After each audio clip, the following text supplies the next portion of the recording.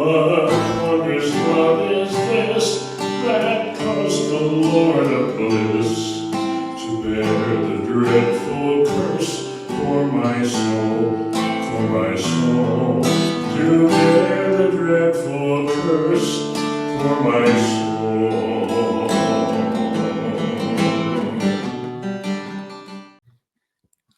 Welcome, everyone, to the Old Testament Survey Analysis. I am the analyst, JD, alongside the host of the Old Testament Survey, Pastor Gavin Whitcomb Sr. Pastor Gavin, we're back to getting these done. If you're tuning in, thank you. We had a little brief delay with between episodes there, but we're doing it a little differently now. We've filmed all of the Old Testament Survey episodes before we're ready to start posting them. So all of these are already filmed, and then we'll release them every week on our channels. And then between the Old Testament and New Testament, we still might do a live show to try and get some questions or anything. So please leave a comment or a question for Pastor Gavin if you have one, and we might still do that episode between the Old Testament and the New Testament. Pastor,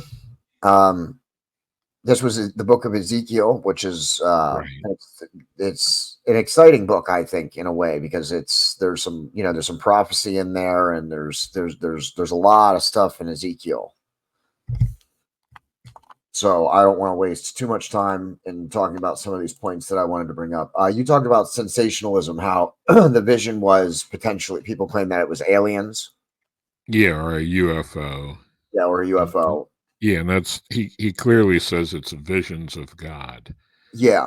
This vision, it symbolically represents different aspects of God's glory and his greatness. Yeah. Okay, so yeah, and sensationalism is something we don't deal with when we cover the Bible. There's factual, there's speculation, and then there's sensationalizing or sensationalism, and that's the one we don't deal with when talking about the Bible. We may do a little bit of speculation, but we never sensationalize things. Yeah, and what we don't want to do is try to force a meaning into Scripture that's not really there, just to back up our point to sound exciting.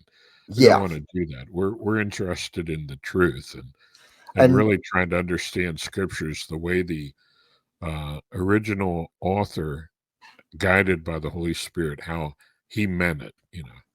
Yeah, and I think that some of these books are exciting. They don't need sensationalizing. Some of these books are pretty exciting even without any of that. Right. Yeah. Just reading what's there. Yeah.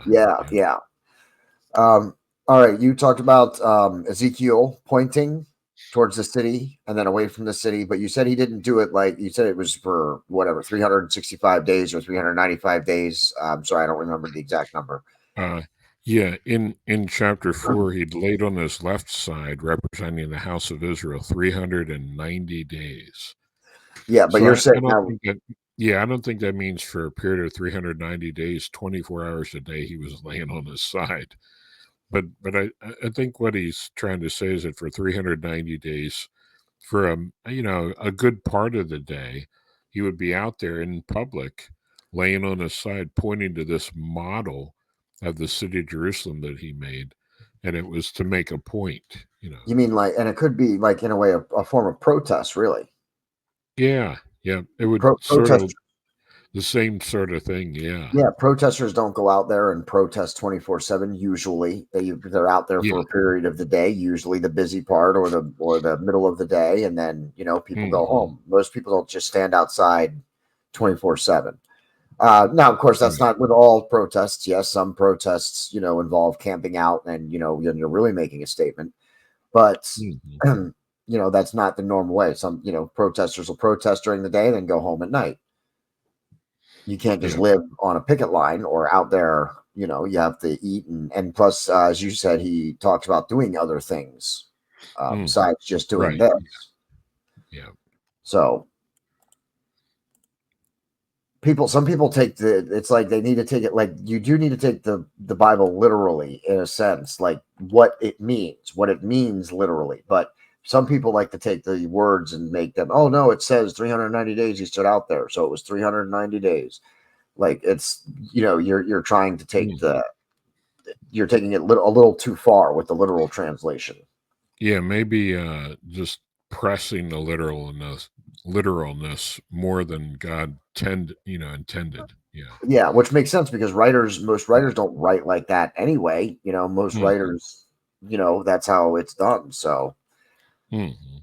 all right. You said you were talking about Ezekiel bread, Yeah. and they Yeah, were you supposed to can make it. there's a company that makes Ezekiel bread and they follow this recipe, Now, except for the fuel they use to cook it. They don't okay, so follow the the poop, recipe. is not part of the recipe. That was just for No, him, and no, he was just supposed to use that for the fuel. right, to cook it. Yeah, Okay, to run the fire that would heat his outdoor oven that he had that okay. he I was just, making. hey, Yeah, yeah, I didn't know if maybe they were yeah. still following that to this day. Maybe. No, and I guarantee you they don't use that to make Ezekiel bread today. Good. All right, good. So Ezekiel talks about Satan in this book as well, a little bit. Right. Yep. Yeah, that's in Ezekiel 28.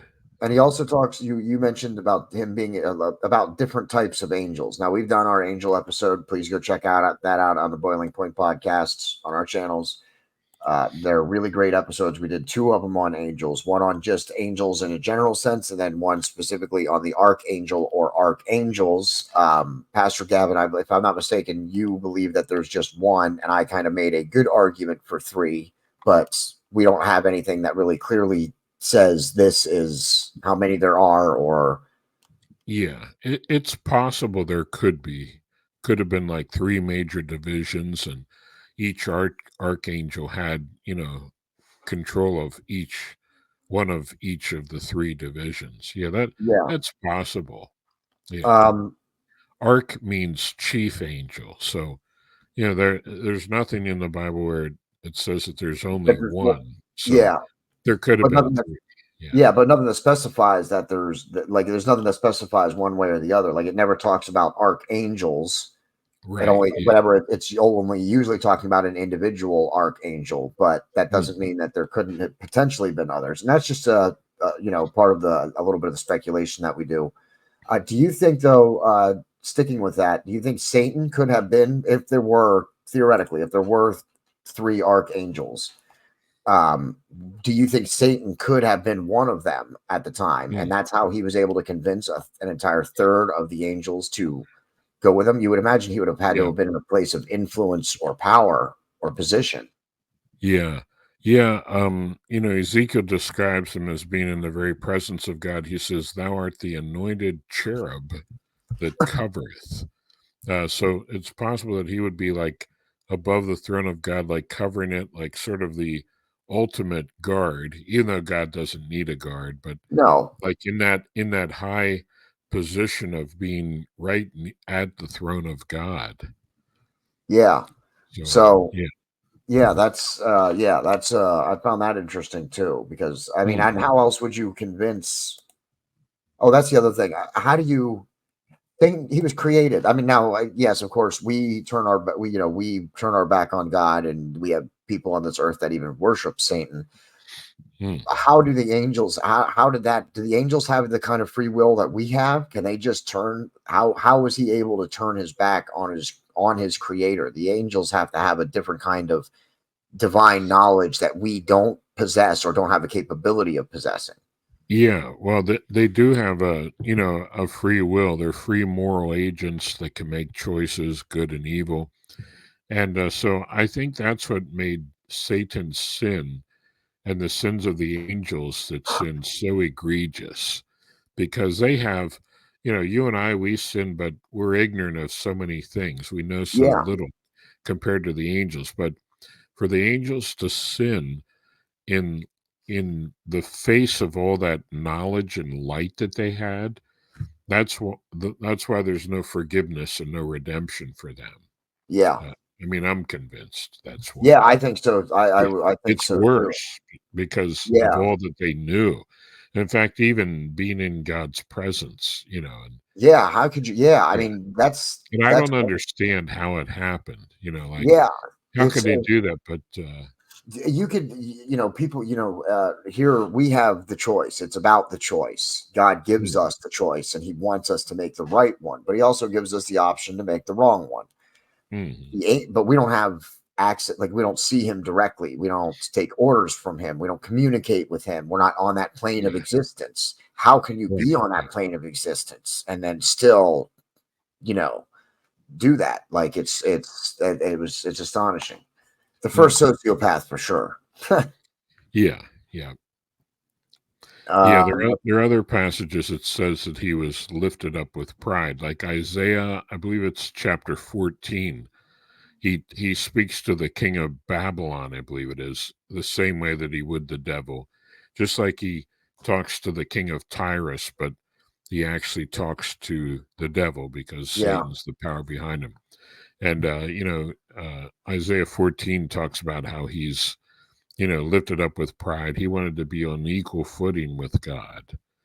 And so his pride, got to him. And, but, how he convinced the other angels to be, to follow him, I don't understand that. There's a lot beyond our ability to grasp. Yeah, we don't have that. It's likely we just don't have that capability to understand it. That's why we don't. Yeah. You talked about the formation of Israel. Was that was scripture, right? You took that out of scripture. Yeah. You have that one the handy? restoration. Yeah. Do you have that handy? Well, Ezekiel,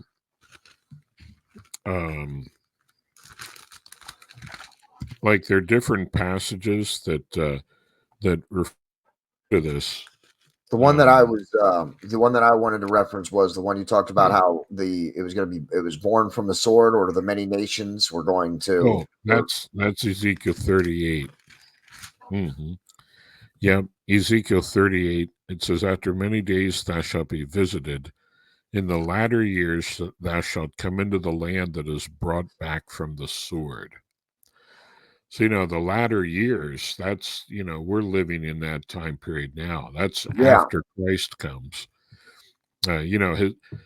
Technically, the latter years of the last days began when Jesus came. Okay. But it's called that, even though it's been going on for 2,000 years, because we're at the latter end of God's program.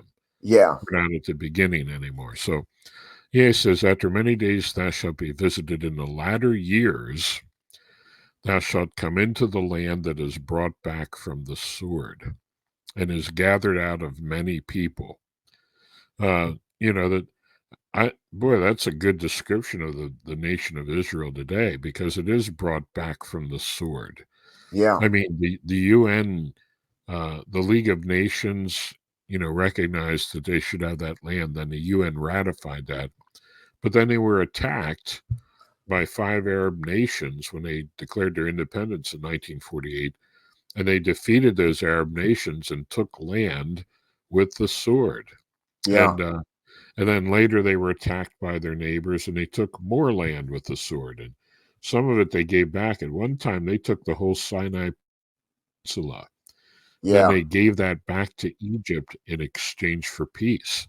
But talk about a land that's brought back from the sword and is gathered out of many people. Yeah. Well, the Jews are scattered throughout the world, but they came back into the land.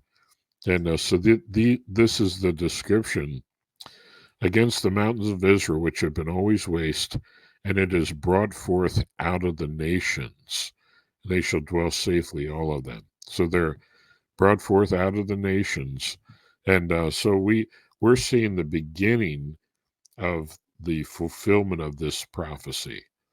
Yeah. And when Christ returns then and they recognize him, then, that's when ultimately they'll have peace and complete and utter safety. But yeah.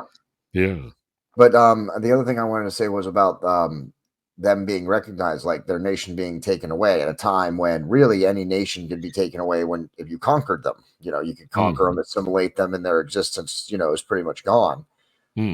So the fact that they were brought back at a time when there's more information, there was more communication, more organization to make a country is not something that we see. very often. We've only seen it maybe a handful of times throughout, even since Israel's time. A bunch of other countries, claiming their independence, and even then, they're not like making a country; they're claiming their independence over someone else, usually, or something like that. But to actually see a country, land given to people, is not something that we've really seen ever before. Yeah.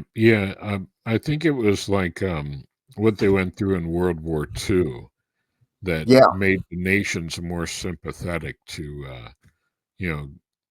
going along with letting them move back into the land of Israel there in their ancestral homeland. Yeah, but not just what happened though. I mean, think about like what happened in World War. The amount of Jews that were exterminated in World War II. I think. Yeah. That's what I meant. Like the Oh things yeah, they I'm sorry. suffered, the Holocaust, and Yeah, Hitler trying to exterminate them, and yeah. that is something. When you think about it from a biblical side, World War II is quite an interesting thing. Yeah. All right, now the battle where God defends Israel, the battle of Gog and Magog. Please tell me I said that right.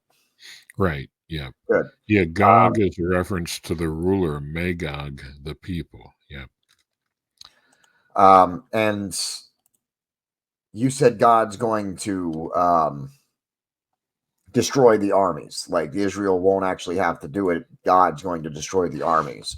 Right. How do you think he's going to do that? Is he going to use the natural laws? Because he oftentimes uses the natural laws that he gave us on this world to fulfill his prophecies.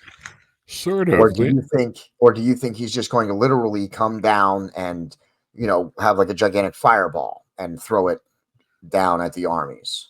Okay, let me read you the description, how Ezekiel describes it in chapter 38. God says, I will call for a sword against him throughout all my mountains, saith the Lord God, against Gog and Magog, and the nations with him. It says, every man's sword shall be against his brother. So there's going to be confusion where they're going to be attacking one another.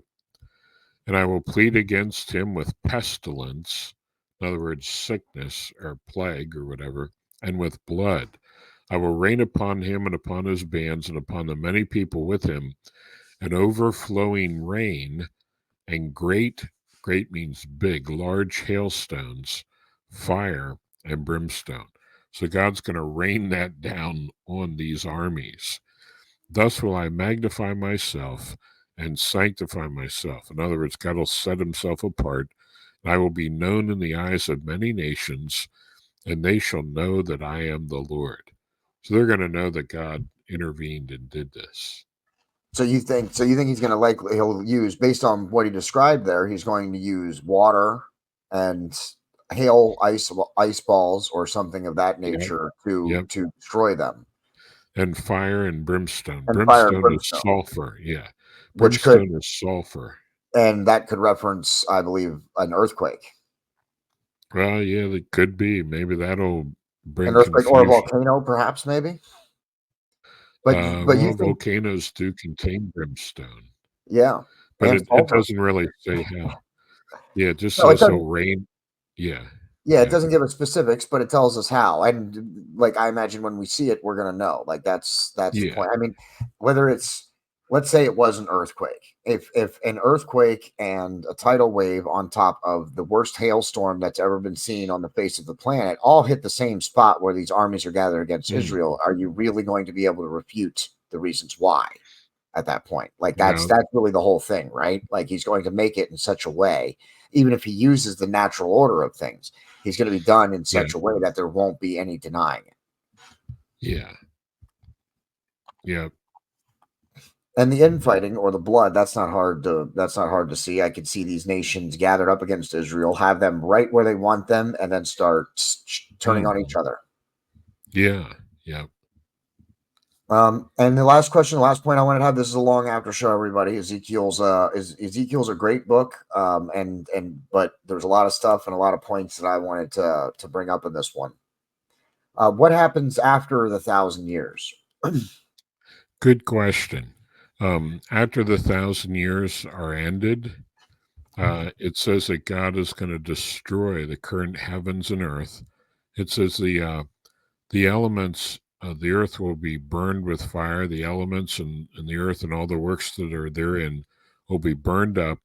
Peter describes it as the heavens are going to pass away with a great noise. And so the current heaven and earth will be destroyed, and God will make a new heaven and a new earth. So when God is doing this, you and I who are saved, we're going to be there with the Lord, like watching him do all this, Yeah, watching. And Could you the new imagine? heaven, Go ahead. oh man, it'll just be what a sight. Yeah, I was just gonna say, imagine like all the people, like it's a movie theater, like we're sitting in space, like in a chair or something. As well, I think, based on what you said there, I think what will happen is our sun, will go supernova and obliterate this entire solar system, which would be exactly what he describes. Yeah, in fact, it sounds like all the suns will go, You think? Do supernova. you think that's a reference to the entire universe, or do you think it's just a reference to potentially just this solar system? Because we've never, while we've sent items Yeah. beyond our solar system, but we've never sent a person or manned item beyond our solar system. We've never sent a manned item beyond the moon. So, do you think? I mean, this is our heavens. Like the solar system is the extent of the heavens that we really know. So, do you think that it'll be the entire galaxy that will be wiped clean and we'll start new, or do you think it's just going to be like a portion of the galaxy, or the solar system, or the Milky Way? Yeah, well, I think it'll be the whole thing. Like it's, You I think believe so? the way that Peter says that the heavens shall pass away with a great noise. So that sounds like the entire universe. All I the would. stars and planets and all that. But We've discussed the different heavens because the book mm, talks about the heavens and it meaning different things. yeah, I would argue there that the heavens that they see in that time are the immediate, what's right here. yeah. Well, So that's possible. yeah, I mean, of Yeah. course, I'm arguing something that we can't. Neither one of us can necessarily Mm, prove and say yes, this is it. But I'm just just proposing that as a theory. I mean, he created this vast, huge galaxy. It just seems like, you think he would just want to start it all over with only using a tiny corner of it, yeah. or is the rest of it just to showcase his grandeur, his capabilities, perhaps, so that to show Could be like so that, because you know how huge the universe is. I mean, its size is just beyond our comprehension. Why yeah. do you make it so big? Well, just because he could, Well, I was also thinking that perhaps so we could go outside every night and see his glory, like see his power, see his glory in right there in person as well. But Yeah, that's interesting. So yeah, but I wanted to bring that up because I was just wondering. I thought the argument could be made, perhaps, that just the solar system or just the Milky Way galaxy might get wiped out. Not necessarily everything that not our entire universe, so to speak. yeah. Of course, once I we die, guess. who knows? Universe, time, and galaxies, that'll all have different meanings Mm, once we all go yeah, to heaven. So we're speculating with our very tiny capability of understanding. yeah. Here's what 2 Peter 3 says: the heavens and the earth, which are now, by the same word, are kept in store, reserved unto fire against the day of judgment of ungodly men and perdition of ungodly men. He says, the day of the Lord will come as a thief in the night, in which the heavens shall pass away with a great noise, and the elements shall melt with fervent heat. The earth also and the works that are therein shall be burned up. It says, looking for the day of God, wherein the heavens, being on fire, shall be dissolved, and the elements shall melt with fervent heat. So we look for a new heaven and a new earth wherein dwelleth righteousness.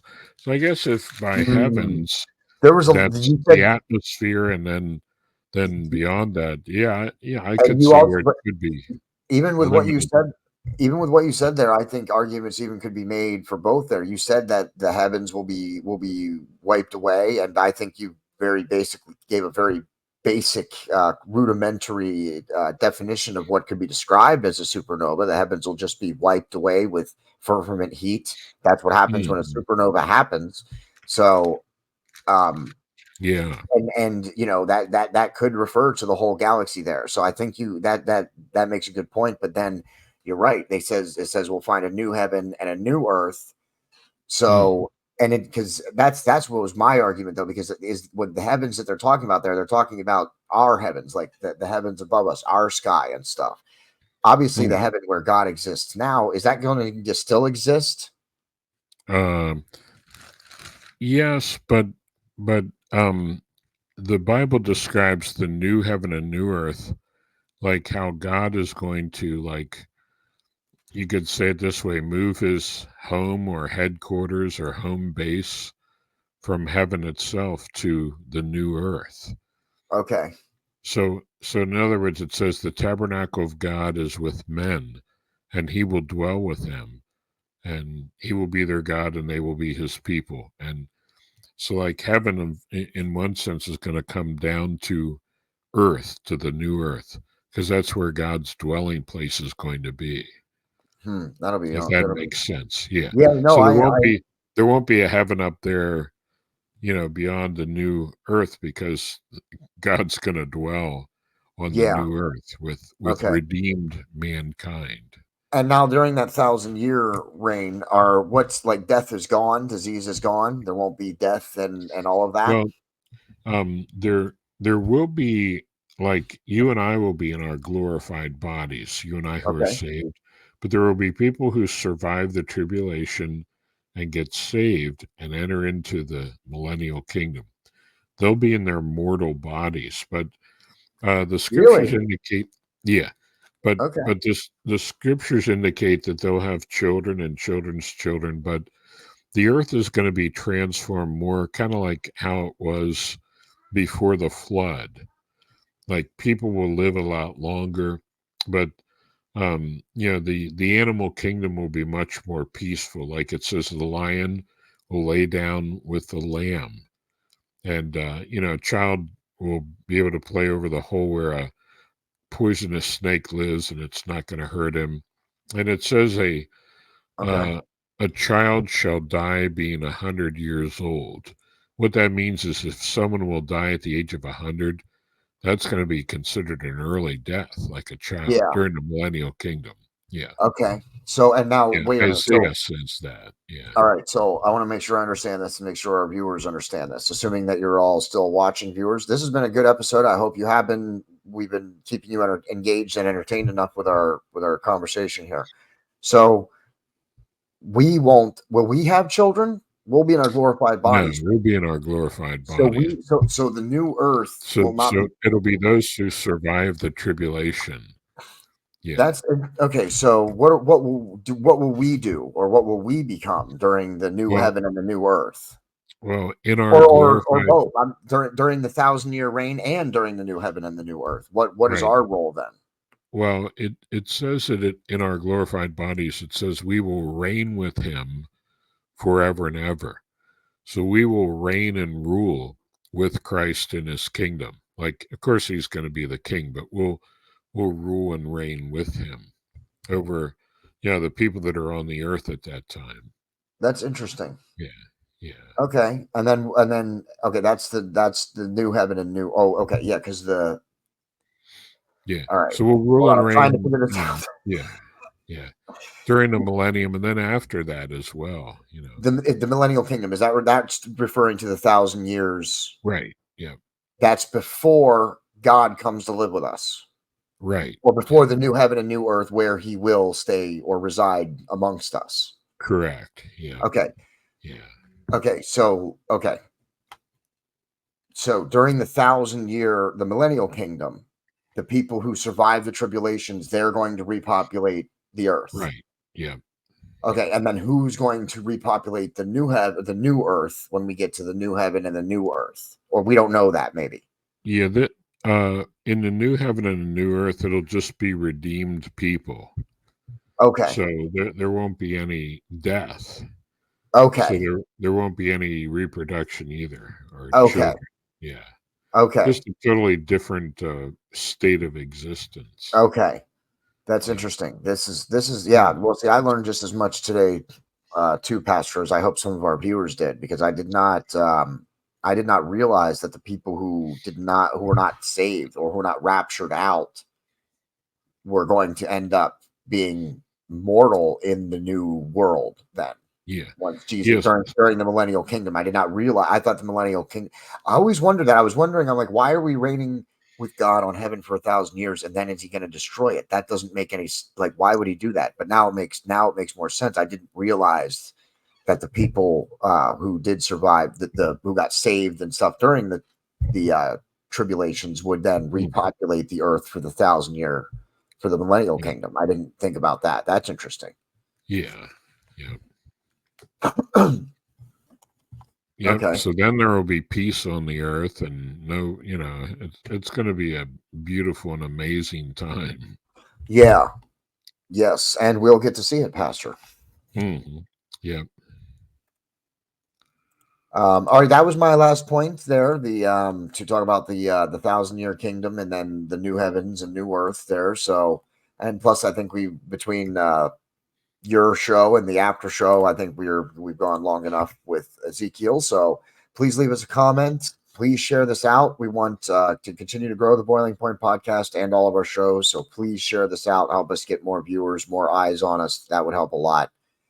Shout out to we're going to shout out Marcus Fredrickson, but he doesn't do the music for this series. Pastor Gavin does the music for this series, but we'll give Marcus a shout out anyway.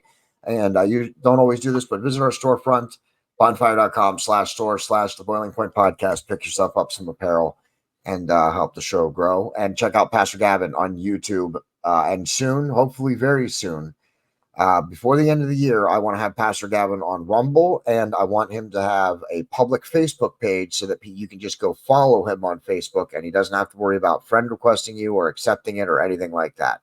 So that's my goal. I want to have Pastor Gavin his own Rumble channel and his own Facebook page before the end of this year. So we'll see if I can get that done. And so just stay tuned. Facebook.com/mooresmountain.church is where you can find Pastor Gavin on Facebook, and that's likely going to be the address of the public page once I help him create that. So stay tuned to that and just keep checking in, and it'll be hopefully I'd like to have it done for him before the end of the year so that it's easier for people to find him and follow him.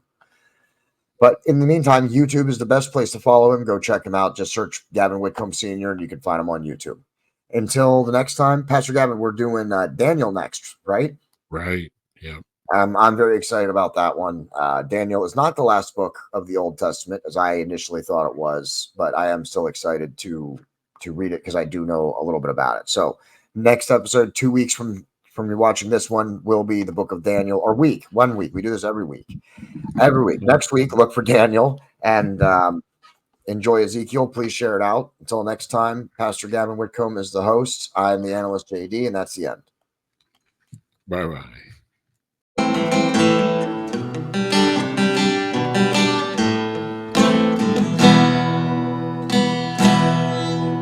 What wondrous love is this, oh my soul, my soul?